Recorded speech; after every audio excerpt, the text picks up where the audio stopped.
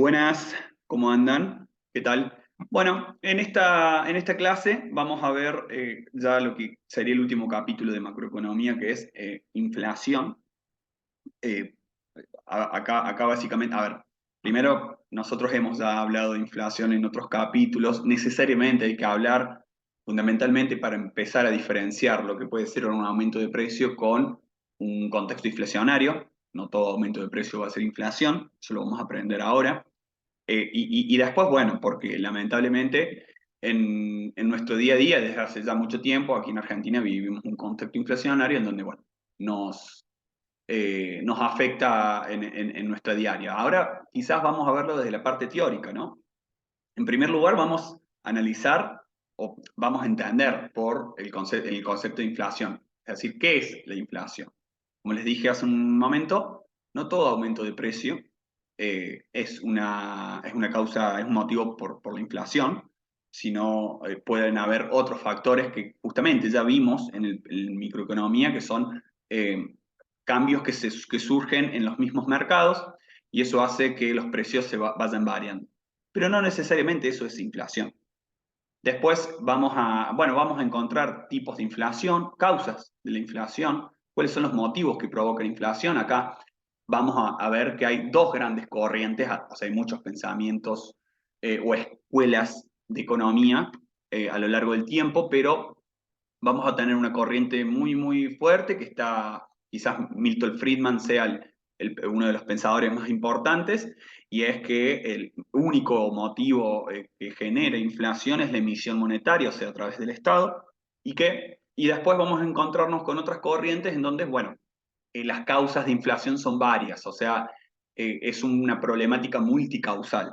Tiene varios factores que generan inflación y quizás esté más vinculado, más ligado a países que no están tan desarrollados como, bueno, los países industrializados que ya conocemos.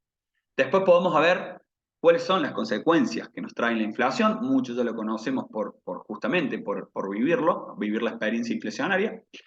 Y después, bueno, un repaso breve acerca de diversas teorías de esto que le comentaba acerca de las causas de inflación. Bueno, no vamos a entrar tanto en detalle, pero sí está bueno mencionarlas. Bien, entonces, ¿qué es la inflación? La inflación es el aumento sustancial, sostenido y continuo del nivel general de los precios de los bienes y servicios de una economía en un periodo de tiempo determinado. ¿Bien? Bueno, a ver, acá tenemos eh, varios conceptos dentro de inflación. Es un aumento de los precios, del nivel general de los precios, ¿bien?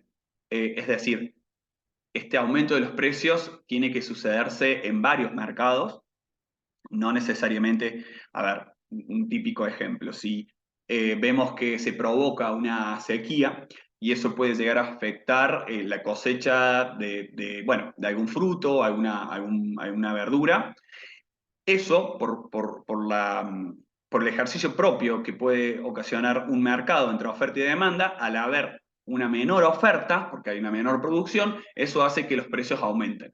Pero ese caso no es una cuestión inflacionaria, sino más bien son circunstancias que suceden, que afectan solamente a ese mercado, por ejemplo. Eh, es un aumento sostenido en un periodo de tiempo determinado. También esto es importante, si el aumento sostenido de los precios tiene que darse a lo largo de un tiempo. Generalmente la medición, como todas las mediciones que hacemos en economía, son año tras año, ¿no? Bueno, ya si la inflación se vuelve un poco más severa, ya el análisis termina siendo mes por mes. Pero lo importante es que determine, que abarque un cierto periodo de tiempo. ¿Bien? Y estamos hablando de un conjunto de bienes, estamos hablando de una canasta de bienes. ¿Ok? Tiene que ser importante este incremento en su cuantía, en forma repetida y constante o continua, y no de forma ocasional, un poco lo que le mencionaba recién. Y después vamos a estar haciendo el análisis del aumento de los precios a través de una canasta familiar y que esta canasta familiar va a estar relacionada fundamentalmente con el costo de vida de las familias de un país. Lógicamente, esto va a estar influenciado por las costumbres, las culturas de cada país. va a estar conformada, ¿no? Su canasta familiar, su canasta de alimentos o su canasta de bienes y servicios, mejor dicho. Entonces, ya vemos que el análisis o el análisis del aumento de los precios o de la inflación misma no la vamos a estar analizando a través de el conjunto de todos los bienes y servicios de una economía, sino más bien es una muestra, un conjunto que termina siendo representativo, ¿no? Para la mayoría de las personas o de las familias de esa región, de ese país, etcétera. ¿Bien? Y cuando el nivel general de estos precios sube con cada unidad de moneda que se adquieren menos bienes, perdón, con cada unidad de moneda se adquieren menos bienes y servicios. ¿Bien? Esto básicamente está relacionado con la pérdida de valor de la moneda nacional o pérdida del poder adquisitivo. Esto básicamente, ¿qué nos quiere decir? Si yo tengo un ingreso de 100 y puedo comprar una canasta de bienes de 5 unidades, imagínense 5 bienes tipo, pero al cabo de un cierto periodo, con este mismo ingreso de 100, yo puedo comprar menos cantidad que 5, bueno, a eso se refiere la pérdida de poder adquisitivo. Con el mismo valor nominal, con la misma cantidad de moneda, de billetes, voy a poder comprar menos. Eso es producto de la inflación. Lo que genera es que ese peso o esa unidad, esa moneda, tiene menos poder adquisitivo. ¿Bien? Bueno, ahora, tipos de inflación. Los primeros tipos de inflación que vamos a encontrar tienen por una cualidad que es común que básicamente la podríamos mencionar, son controlables, se pueden proyectar, se pueden medir sin generar cambios drásticos a lo largo de un año. Una economía o un país puede vivir con cierto tipo de inflación si es que está planificada y no puede ser algo, no puede darse de una cuestión, perdón, tuve que cortar, como les decía, los primeros tipos de inflación que tenemos la reptante, que es menos al 10% anual, que básicamente está en los países desarrollados, y después la baja y moderada, bueno, son tipos de inflaciones que pueden ser controlables, medibles y que no van a generar un impacto tan negativo en la economía. ¿Bien? Eh, si todavía es controlable y todavía se puede subsanar esa pequeña inflación que puede haber. ¿Bien? Hasta el tipo de inflación que es alta. ¿Bien? Ahora, si nos vamos a un tipo de inflación galopante, ya estamos hablando de una inflación que tiene más de 2 dígitos, 20% anual, o 3, inclusive que 100 o 200% anual.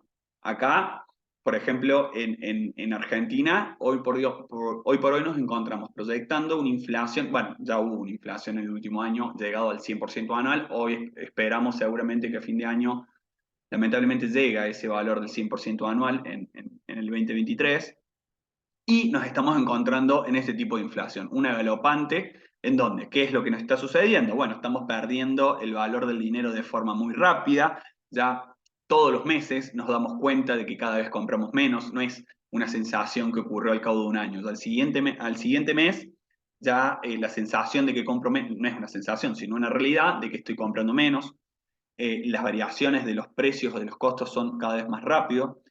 Se supone que hay menos dinero circulante. ¿Por qué?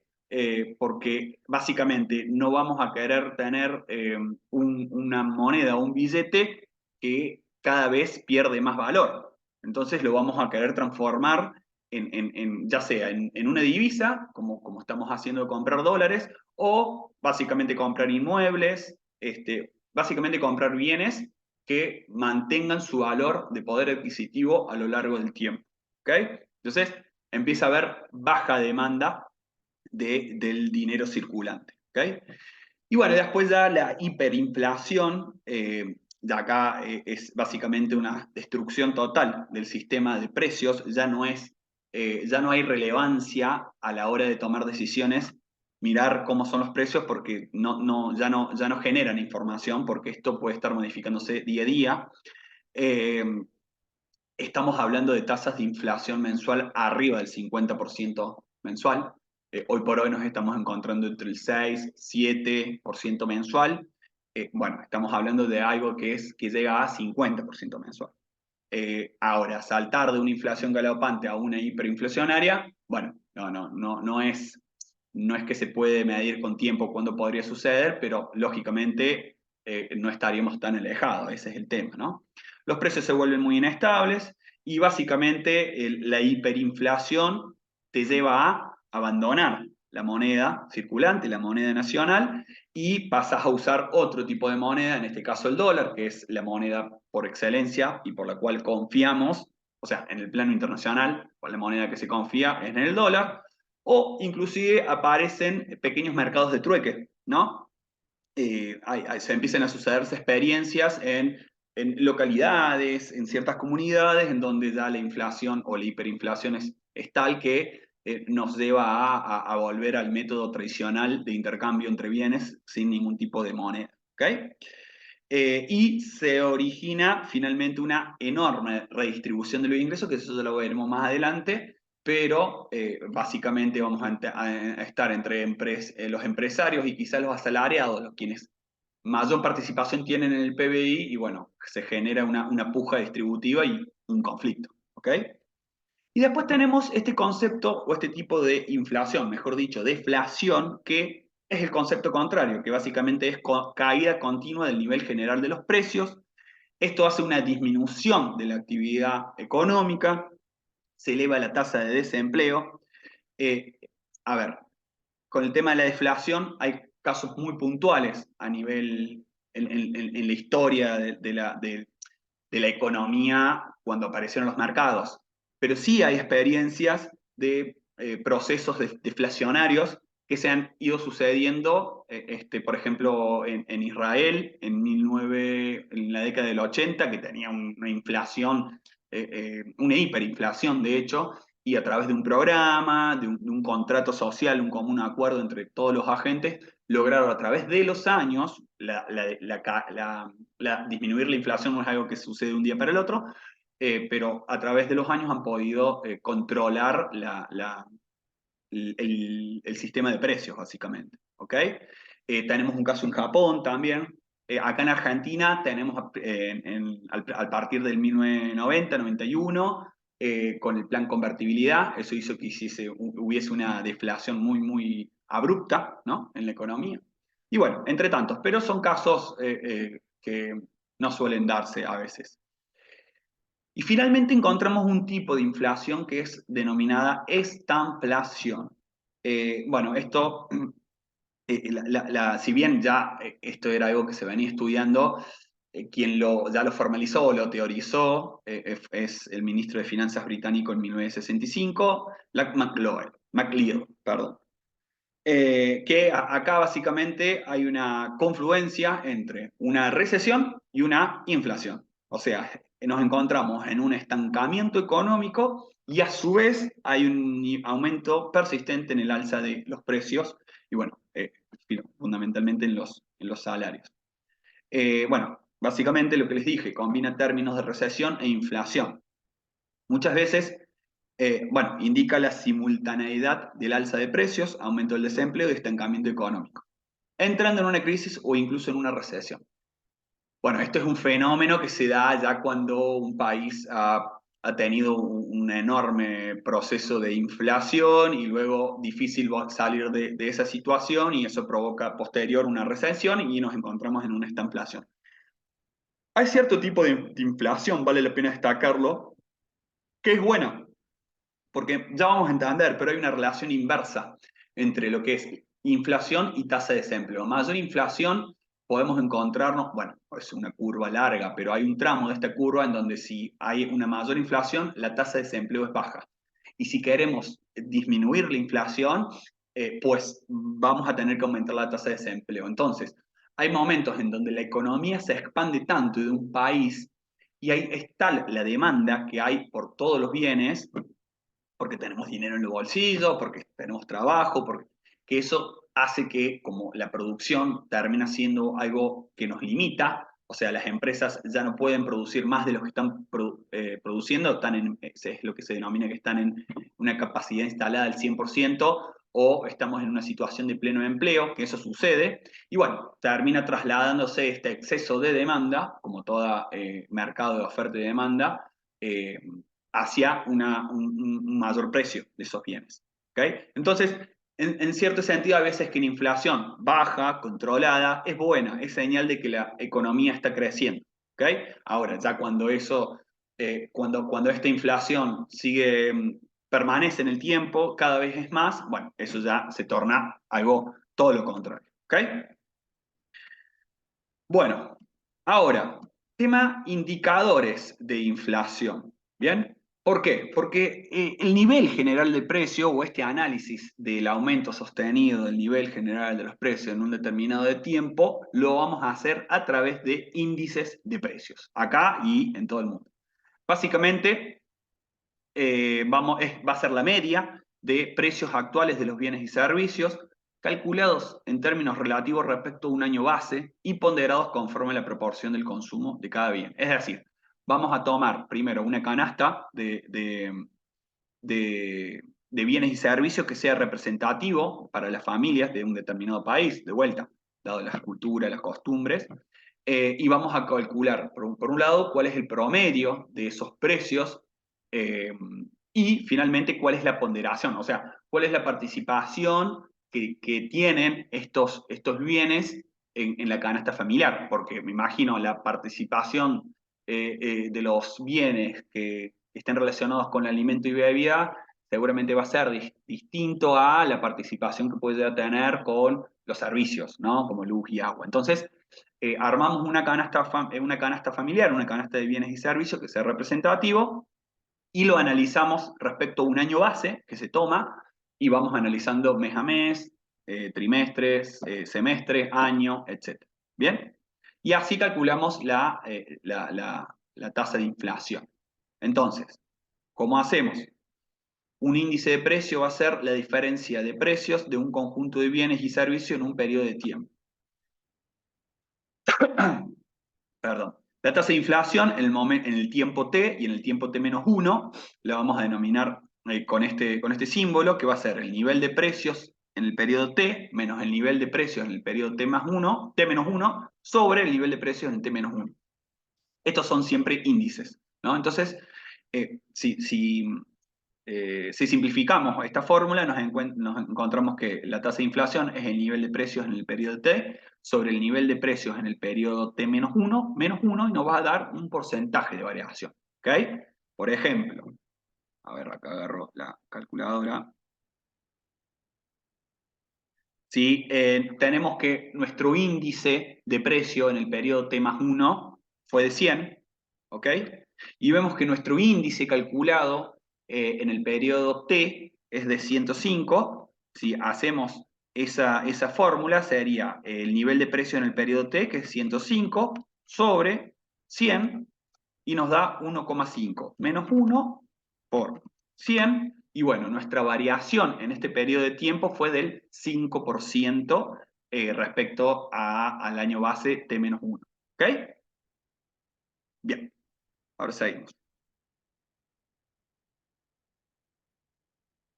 Entonces, acá un poco de explicación de quiénes generan estos índices, fundamentalmente acá en Argentina.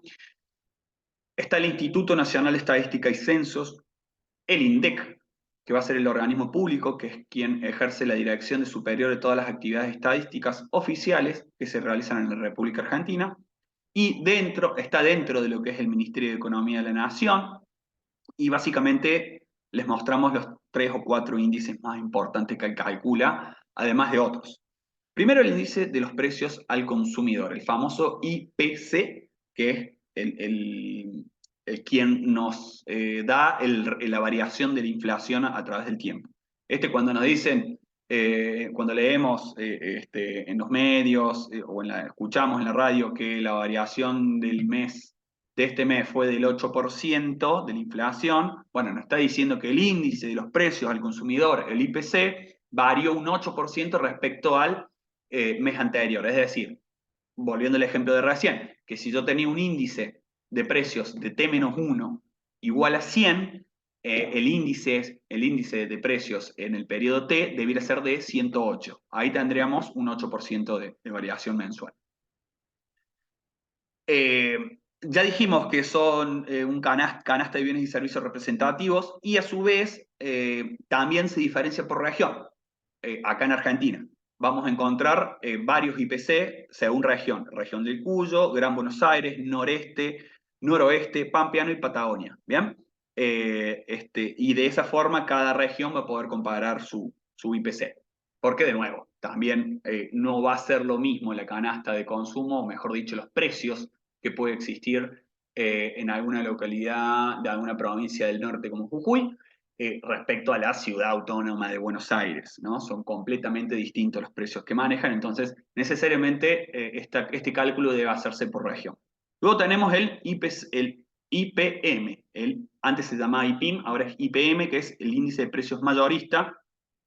Acá básicamente vamos a ver la evolución de los precios al por mayor, es decir, los precios mayoristas están más vinculados con los precios de la empresa. Digo, las empresas cuando compran a un proveedor no le van a estar comprando unidades pequeñas, sino en grandes cantidades y eso hace que los precios sean otros, ¿ok?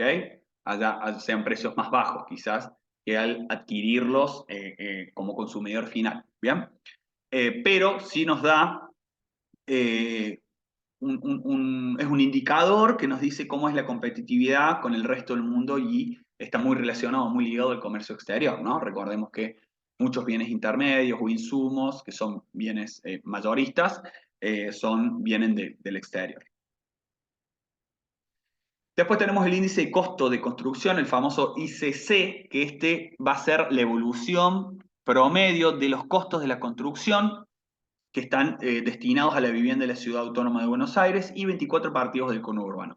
Este índice eh, nunca se modificó, está desde creo que principios de los 90, básicamente toma los 4 o 5 materiales más representativos de la construcción y calcula de la misma forma, como si fuese una canasta de bienes, y calcula índices inflacionarios. ¿Bien? Y bueno, después tenemos el deflactor del PBI. Bueno, tenemos otro que es el coeficiente de variación salarial, que este no está acá, pero ese básicamente nos mide la variación del salario en torno a la inflación. ¿Bien? Y después está el deflactor del PBI, que va a ser el cociente entre el PBI nominal y el PBI real, y se expresa como una tasa. Básicamente nos quiere indicar la relación entre el PBI nominal, lo que no, el P por Q, el PBI de este año, comparado con el real, digamos, con un periodo base. Bien.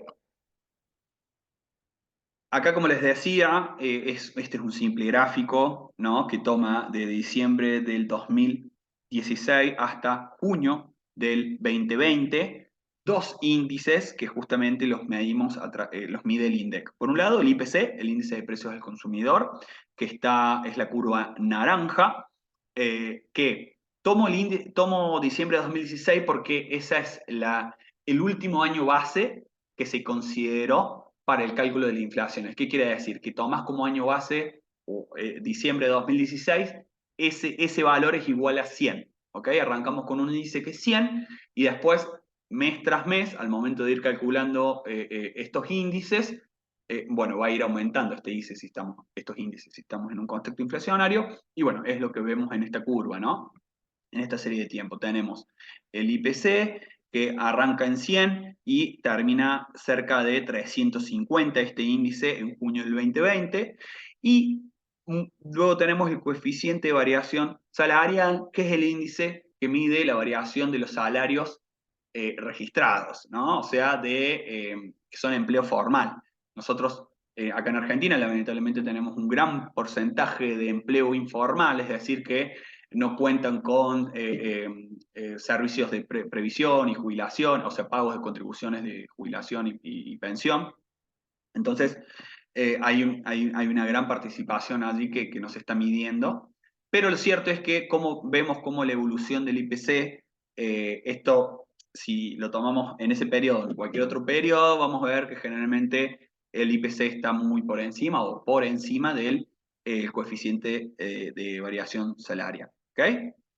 Acá vemos ¿qué nos dice este gráfico? Que el IPC o el índice de precio del consumidor, que representa el nivel de precios de una canasta de bienes y servicios, va aumentando muy por encima que lo que aumentan los salarios. Y esta franja, esta diferencia que hay entre estas dos curvas es básicamente nuestra pérdida de poder adquisitivo para los asalariados. Que yo con mi mismo salario, que se vaya aumentando, de todas formas voy a ir pudiendo comprar cada vez menos bienes y servicios. ¿Bien? Ahora vamos a ver un poco acerca de las consecuencias que trae la inflación. El primero es el pérdida del poder adquisitivo de los ingresos nominales. Esto ya lo hemos evidenciado con algunos ejemplos. O sea, como aumentan los precios, va a disminuir la cantidad de bienes y servicios que podemos adquirir. Se va a solucionar si los ingresos van a aumentar en igual proporción. Como les mostré en el gráfico anterior, la variación del IPC es más que proporcional que el coeficiente de variación salarial. O sea, ahí ya no estaríamos arrancando bien. Eh, bueno, el dinero deja de ser un útil medio de cambio y a veces la producción disminuye espectacularmente. Recordemos que los ingresos nominales están muy asociados a lo que es la producción, básicamente son costos. Al haber una mayor inflación hay una pérdida de adquisitivo, bueno, esto es un ejemplo que ya les había mencionado recién. Otra de las consecuencias que se genera es que produce una redistribución regresiva del ingreso. Una redistribución progresiva del ingreso haría que aquellos que menos ganan puedan ir ganando una mayor proporción en relación a los que más ganan, pero lo que genera la inflación es todo lo contrario. Aquellos que menos tienen cada vez van a ir van a ir ganando menos en términos de poder adquisitivo. Esto básicamente vamos a tener dos grandes agentes económicos. Por un lado, los asalariados, que tienen un valor, un ingreso fijo mensual, que no lo pueden controlar o aumentar ese ingreso acorde a sus necesidades. Y después las empresas que a través del precio generan esta puja distributiva. Los empresarios tienen un mayor poder para justamente trasladar esta inflación a sus precios y no perder margen de ganancia. Por otro lado, aparecen los deudores y acreedores. A ver, si yo tengo una deuda tengo una deuda que tengo que pagar mes a mes una cuota, quizás, no sé, imaginemos hoy por hoy, no es una deuda. Bueno, sigamos con el ejemplo de una deuda. Si yo estoy pagando una cuota por haber comprado algún bien o servicio en pesos y fija, bueno, seguramente esa cuota los primeros meses va a ser significante para mi ingreso, o sea, va a ser algo que me va a afectar. Ahora, con el paso del tiempo, como esa cuota es fija, es un valor nominal, esa capacidad de compra que tiene ese valor nominal cada vez es menos a través del tiempo, entonces, ¿qué se genera? Bueno, que no me duela tanto, básicamente, de acá un año esa cuota que estoy pagando. Entonces, aquellos que tienen deuda en pesos se benefician. Y los acreedores que le deben en pesos se ven perjudicados. ¿Bien? Esto es el tercer punto, lo que lo comentaba recién. Tenemos dos grandes grupos en la economía, los trabajadores y los empresarios, que básicamente todos se ven perjudicados con el aumento de la inflación. Pero quizás el sector empresarial tiene un mayor poder en torno a los asalariados, que justamente es aquí también como aquellos gremios que estén fortalecidos van a tener mayor capacidad de negociación en contextos inflacionarios. ¿Okay? Eh, Quienes tienen mejores ingresos evitan la pérdida de su valor a través de depósito, compra de bonos, acciones, moneda extranjera, bienes inmuebles o automóviles. Bueno, lo que les mencionaba recién, nosotros si vamos a estar cobrando, si vamos a recibir nuestro ingreso en pesos, rápidamente no lo vamos a querer tener en pesos, lo vamos a querer trasladar a bienes y servicios o a bienes básicamente o a divisas que sostengan su valor a través del tiempo, y aquellos que perciben un ingreso bueno, medio, bajo y no tienen la capacidad de acceder a un auto o una casa, bueno, se van a ver más perjudicados porque no tienen tantas alternativas para salvaguardar su capacidad de poder adquisitivo a través trasladando este billete o esta moneda a otro bien. Bueno, incertidumbre, lógicamente, esto es algo que seguramente ya lo tenemos en nuestro día a día.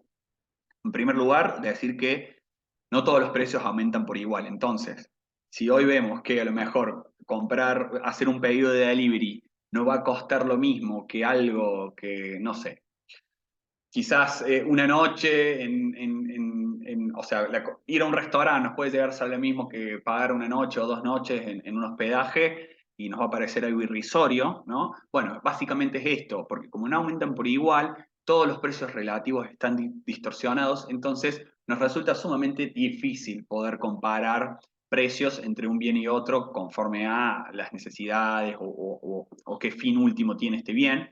Y por ende, bueno, nos genera muchísima incertidumbre no tener ese dato. A mayor inflación, mayor incertidumbre.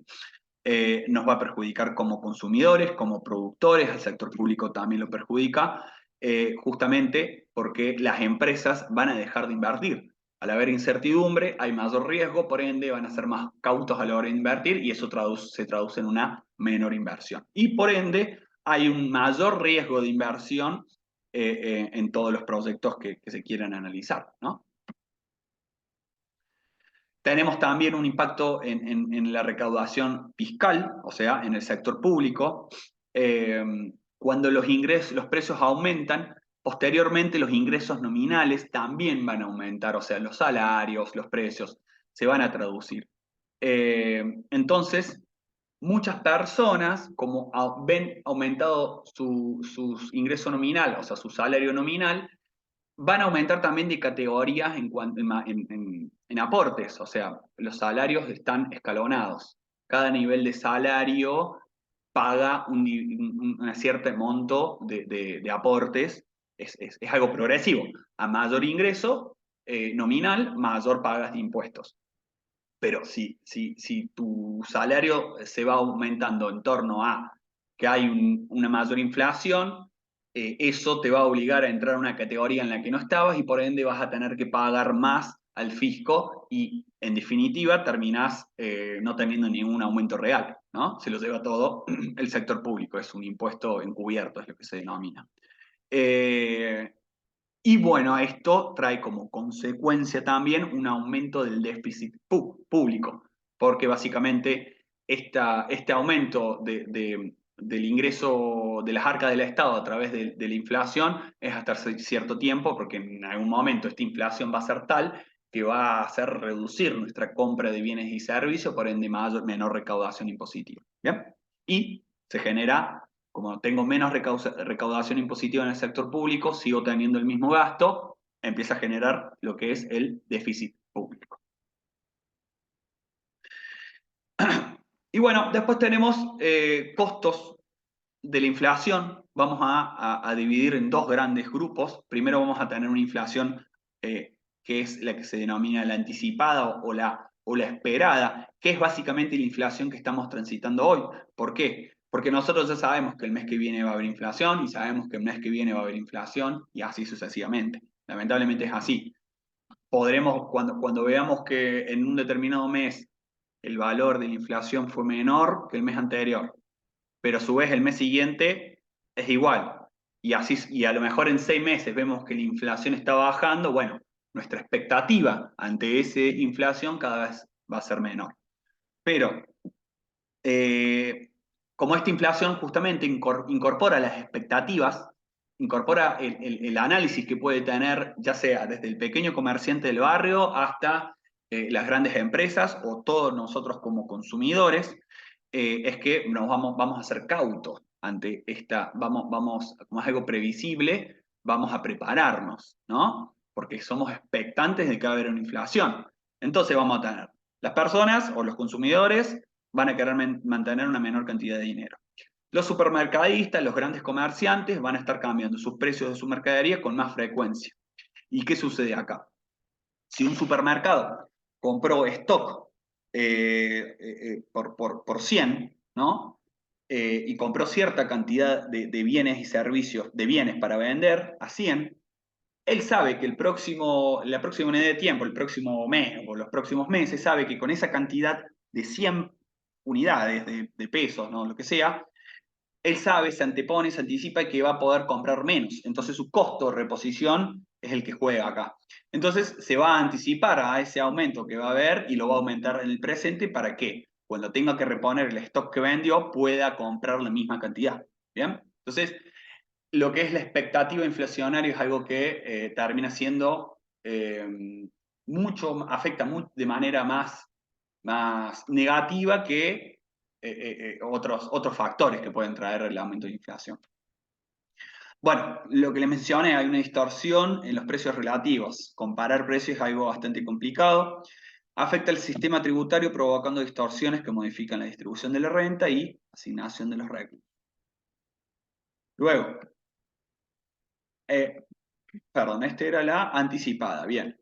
Luego tenemos la inflación no anticipada o la no prevista. Esta está más ligada muchas veces eh, lo que es, por ejemplo, aumentos repentinos, depreciaciones del tipo de cambio, algo cuando sucede repentinamente, que esto sí ha sucedido en los últimos años en Argentina, cuando de repente hay una inflación controlada y demás, y de repente se deprecia la moneda y aumenta en grandes porcentajes.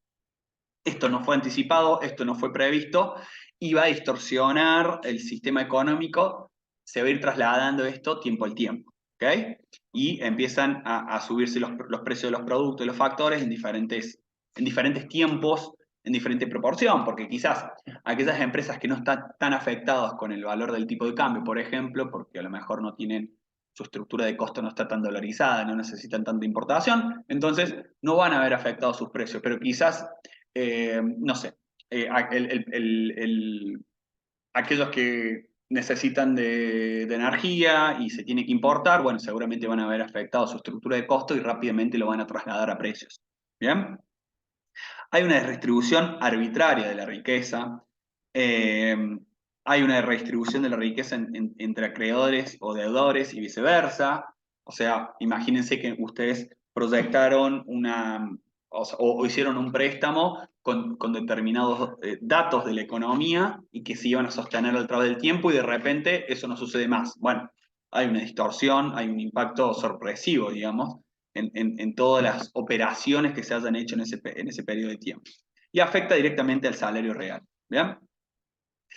Otra cuestión importante, la inflación no anticipada o no prevista afecta de manera, o sea, la decisión de las familias y empresas que hayan tomado en términos económicos termina siendo errada, ¿no? Van a tener que tomar nuevamente una decisión.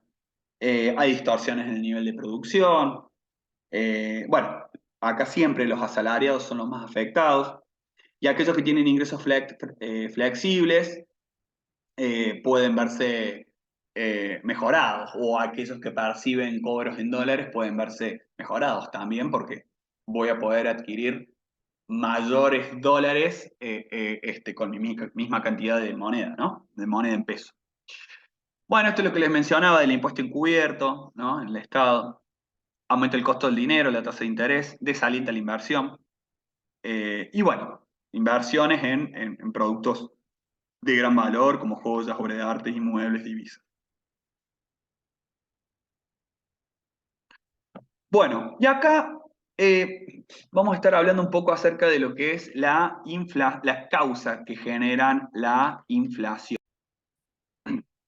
Bueno, les decía que vamos ahora a mencionar las diversas causas que hay que pueden generar inflación. De vuelta. Acá vamos a mencionar todas las causas que hay o que se han analizado, que se han estudiado.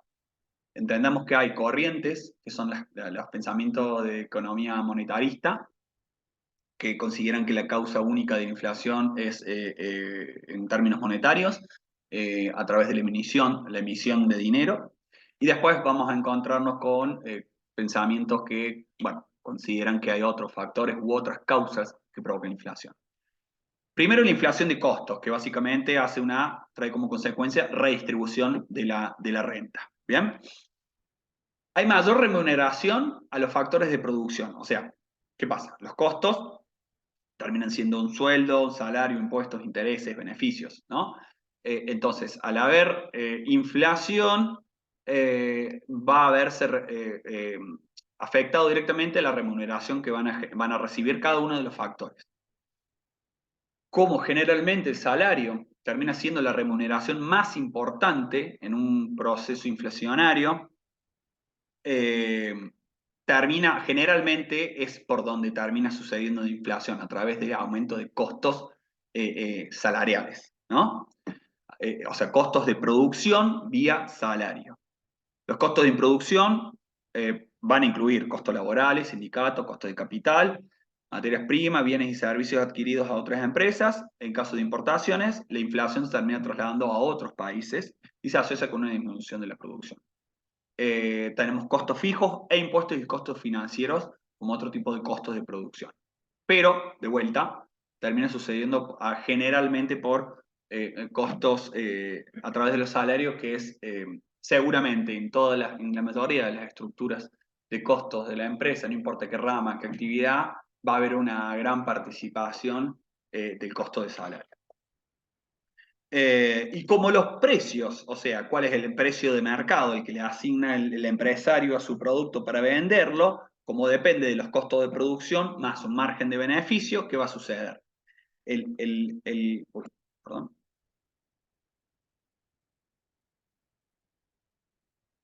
¿Qué sucede?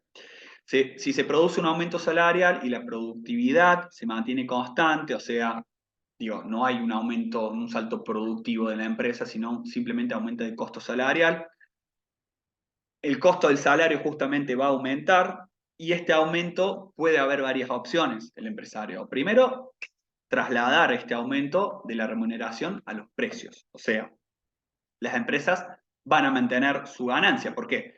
Nosotros tenemos, suponete, un 20% o un 30% el precio. Pongamos que un precio, no importa cuál, está representado un 30%, un 70% por costos salariales, materia prima, costos fijos, todo lo que le mencione, más un 30% de margen de ganancia. Si parte de los costos, a través de los costos del salario, hay un incremento, se produce un incremento de los costos, la participación del margen de ganancia ya no va a ser 30, sino va a ser menor, pongámosle 20%. ¿Okay? Entonces, como los empresarios no quieren perder su margen de ganancia, es que terminan trasladando ese aumento de los costos hacia los precios. Y por ende ese 10% lo terminan recuperando con un aumento del 10% de los precios, por decirlo así, un cálculo simple. Entonces, eso es lo que sucede cuando hay aumento de costo de salario, termina repercutiendo en los precios y luego esos bienes y servicios son consumidos por asalariados y terminan viéndose afectados tarde o temprano. O sea, este aumento de salario que tuvieron termina viéndose afectado negativamente por un aumento en los precios de los bienes que consumen. Otra alternativa que veo menos viable es que terminan recurriendo las empresarias, el sector empresarial, a un financiamiento para enfrentar este aumento salarial, eh, pero bueno, esto implica también pagar más intereses, o sea, hay que ver ahí cuál es lo más caro, básicamente, si soportar el costo del aumento salarial o si este préstamo puede generar costos de interés muy, muy elevados. Podría generar un incremento generaría un proceso inflacionario. Y si no hubiese intervención del Estado, esto también es importante, se podrían generar despidos hasta disminuir los costos y bajar los precios. Este aumento de precios termina desapareciendo. O sea, ¿qué sucede? Si la empresa le resulta exactamente lo mismo, no implica un costo adicional despedir a su personal y se aumentan los costos, entonces, bueno, va a reducir la cantidad de personal para sostener esa participación de los costos salariales y eso también puede repercutir negativamente en un aumento del desempleo. Ahora, por eso es importante a veces que el Estado intervenga.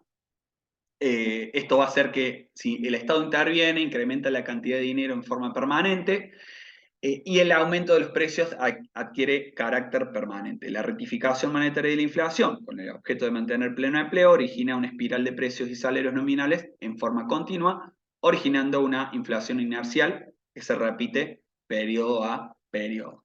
Bueno, acá básicamente con la idea de sostener la tasa de empleo, es que se genera este proceso inflacionario a través de este que le comentaba recién, que se aumentan los precios, pero esos precios, o sea, hay un aumento de los salarios son un costo, entonces aumentan los costos de las empresas, entonces las empresas trasladan el costo al precio y esos precios terminan repercutiendo en los ingresos nominales de los asalariados y el círculo vuelve a comenzar. ¿Bien? Bueno, esto otro tipo de aumentos de costos y que pueden generar inflación. No vamos a entrar en detalle. Acá podemos ver un poco acerca de lo que es la inflación a través de la demanda. ¿Bien? Bueno, básicamente esto va a surgir fundamentalmente a través del gasto público, pero puede ser a través del gasto privado, porque se aumentan cuando incrementa la demanda de bienes de capital. ¿Bien? Bueno, acá tenemos la fórmula, esto seguro ya lo habremos visto en renta, pero tenemos consumo, inversión, gasto, más el neto entre exportación e importación. Si se incrementa el consumo, la inversión, el gasto público, las exportaciones, se eleva el precio de equilibrio de mercado. A ver, esto es así, ¿por qué? De vuelta. Si nosotros, suponete, arrancamos, la economía de un país inicia con una capacidad instalada, una capacidad ociosa muy elevada. Esto es, las empresas no están produciendo lo máximo que pueden producir.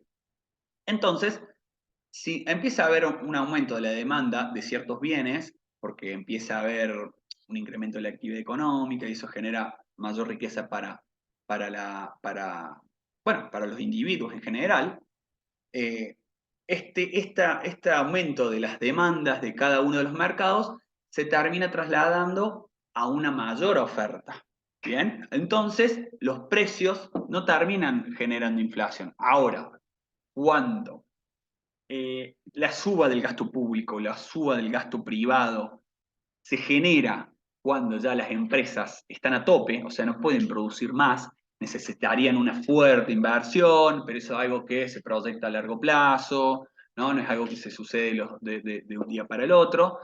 Bueno, como no tienen capacidad eh, de abastecer este exceso de demanda, lo terminan trasladando de precios. Esto es un poco lo que les decía yo, que a veces la inflación es buena porque quiere decir que está habiendo un incremento de la actividad económica, siempre y cuando sea controlada. Puntualmente, en el caso del gasto público, cuando se produce un nivel superior de gasto, se genera una mayor cantidad de recaudación impositiva.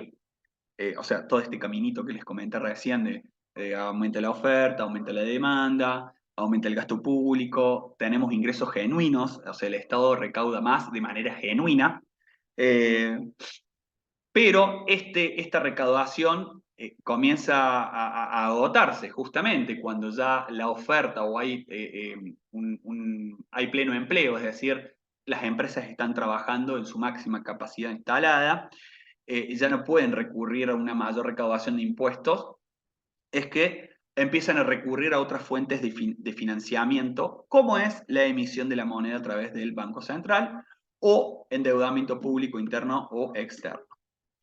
Estas dos formas, fundamentalmente la emisión de la moneda sin respaldo en dólares, esto ya lo vimos en el sector externo, es lo que se termina traduciendo en inflación. ¿Okay? Eh, Y bueno, a través del gasto privado también puede suceder, pero en menor medida, generalmente puede darse de manera simultánea, tanto el gasto público como el gasto privado. Luego tenemos otra causa que Julio Olivera, es un economista latinoamericano de la CEPAL, que habla de lo que es la inflación estructural. Y este concepto de inflación estructural está más ligado a los países que aún están en vías de desarrollo, países como en Argentina que tienen una industria incipiente, ¿no? Que su estructura productiva o de exportación aún sigue prevaleciendo el modelo agroexportador, o sea, la producción primaria es la que portamos sin ningún valor agregado.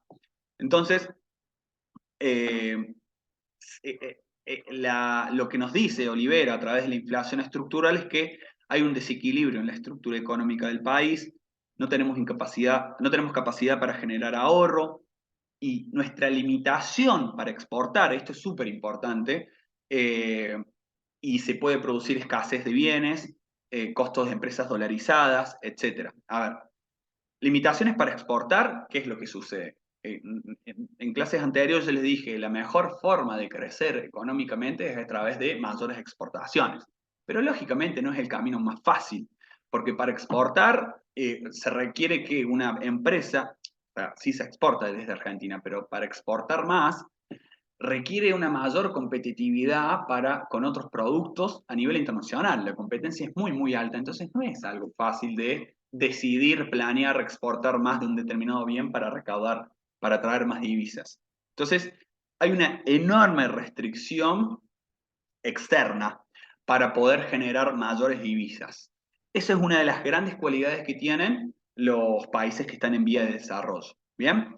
Eh, otro gran problema es que como estamos tan dolarizados, ¿por qué estamos tan dolarizados? Más allá de que nosotros pensamos en el dólar a través del ahorro, nuestras empresas, las empresas de Argentina, gran parte necesitan de bienes o insumos que son comprados en el exterior. Por ende necesitan importar, por ende necesitan dólares, y es una de las formas en las que se van de los dólares. Entonces, como nuestros costos están dolarizados, genera también un gran problema para poder, nada, desprendernos o desvincularnos de la variación del dólar.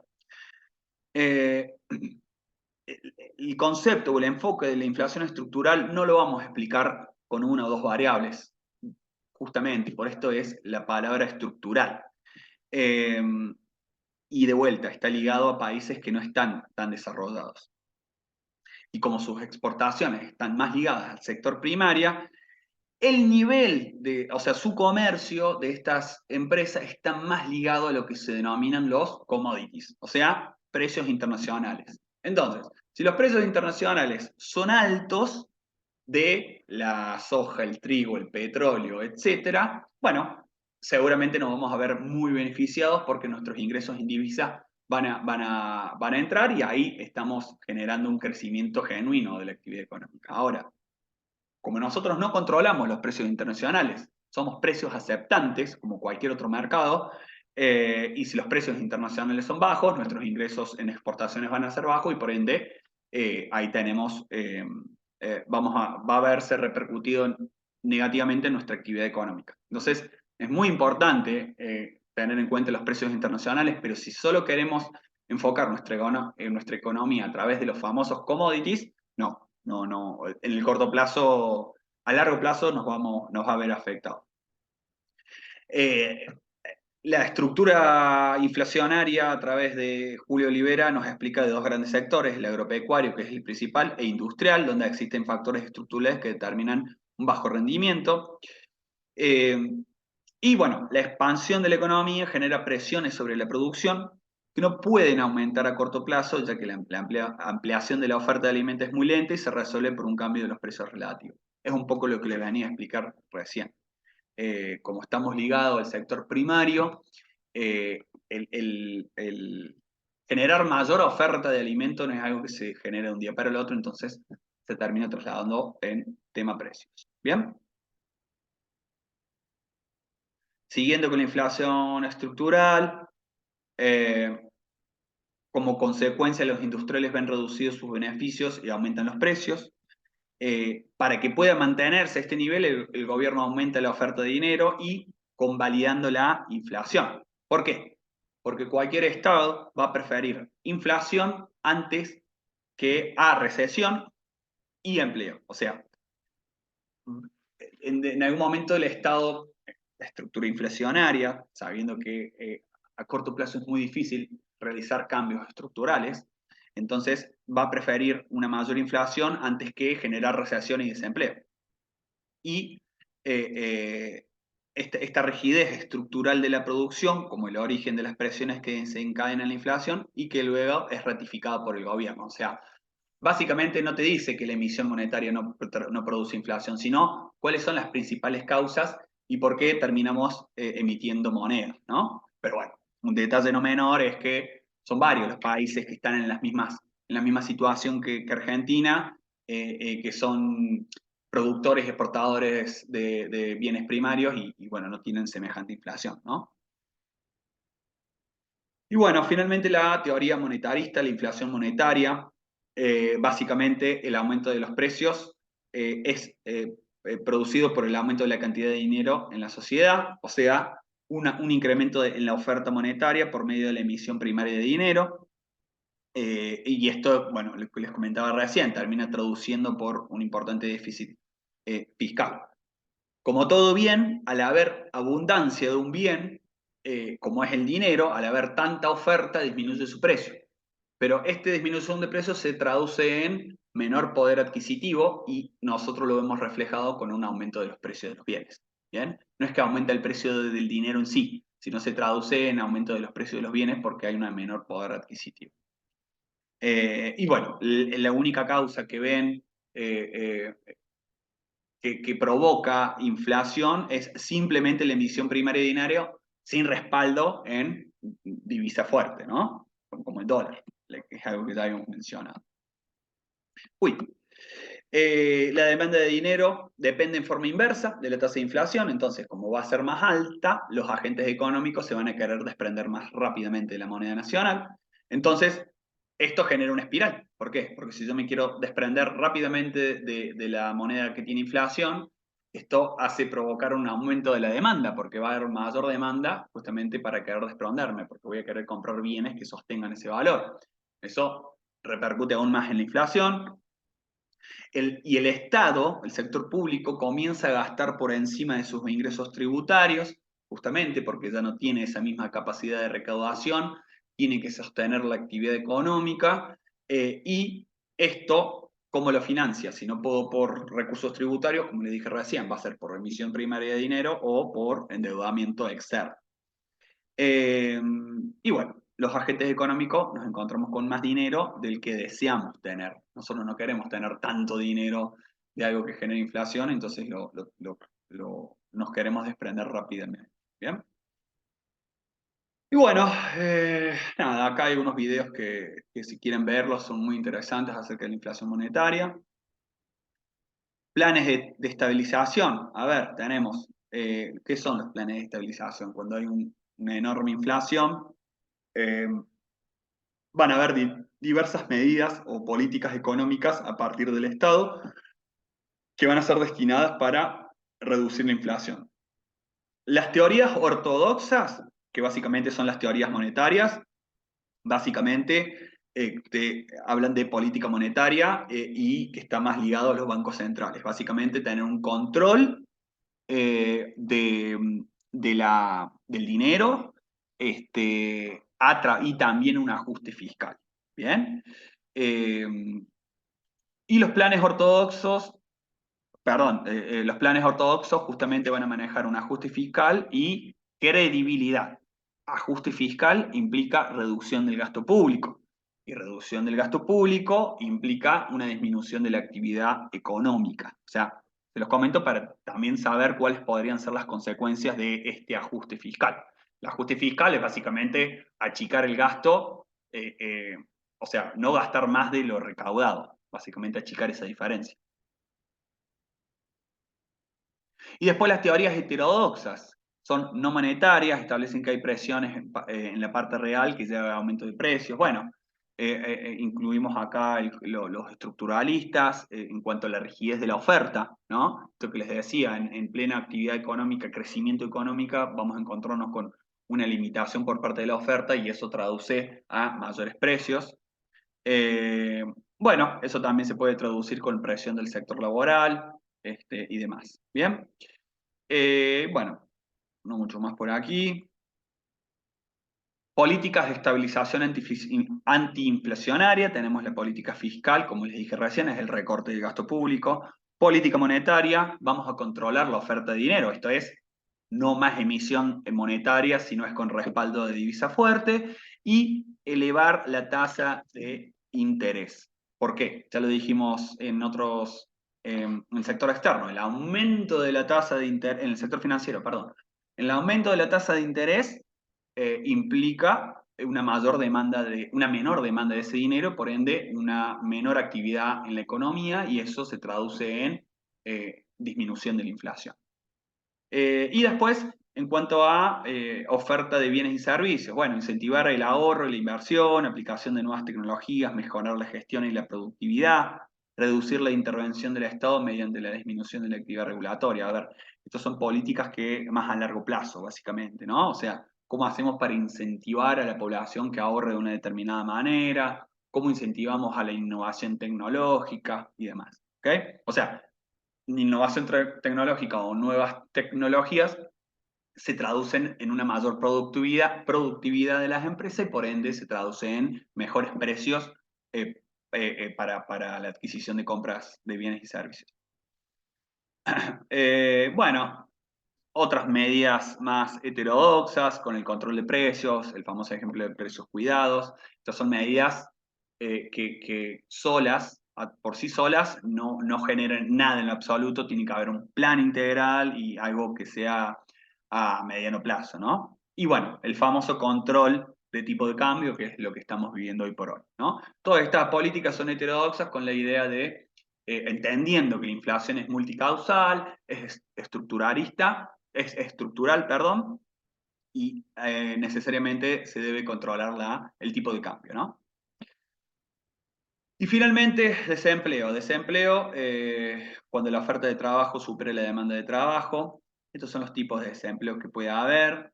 Las consecuencias seguramente ya no las imaginamos. Yo quiero ir a lo que es la famosa curva de Philip, que la curva de Philip es una representación gráfica que muestra la relación entre desempleo e inflación, un poco lo que les había comentado. Eh, Básicamente es una relación en donde nos dice que el aumento del desempleo reduce la inflación y viceversa. La disminución del desempleo se asocia con una mayor inflación. Entonces, pone de manifiesto que no se puede conseguir al mismo tiempo baja inflación y alta tasa de desempleo. Perdón. ¿Por qué?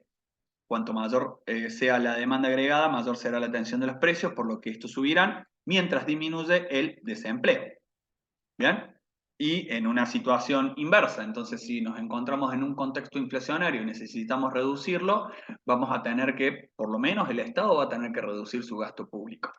Ese gasto público, gasto público que son obras, grandes obras que solo el Estado hace, pago a jubilaciones, pago a docentes, pago a médicos, ¿no? Todo eso es gasto público, sería una reducción de ese gasto público, habría menos consumo porque hay menos dinero en la economía, menos ingresos en los bolsillos, y como la demanda de bienes comienza a disminuirse, eso se traslada a los precios, digamos, porque los empresarios van a verse obligados a reducir su precio porque ya no hay demanda. ¿Bien? Entonces, eso es un poco lo que nos quiere mencionar la curva de Phillips. ¿Bien? Y bueno, no mucho más, ciertas políticas, y hasta acá sería todo. Cualquier consulta, bueno, se contactan conmigo por privado.